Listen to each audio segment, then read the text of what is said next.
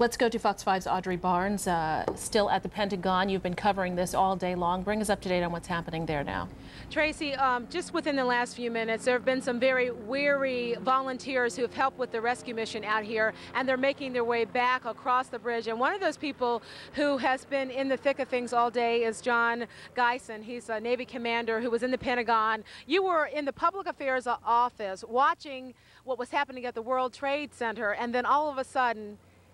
Well, we left that, walked over toward the cafeteria, and that's when it all broke loose. On our way over to the cafeteria, people just came racing out from the other side of the building, trying to get out of the way of the explosion. Smoke and debris was coming down the way, and people were really scared and not sure what happened. Now, you said you actually saw the nose gear of the plane inside the Pentagon? They organized rescue teams, and we all went in to see what we could do to help. And I was working in an area where between the two rings where a large 10-foot diameter hole would burst through, and there was the nose gear on the deck. Describe this devastation inside the Pentagon. Lots of burned out passageways, firefighters working very hard to control the fire, and smoke everywhere, standing water about 6 inches deep in different areas,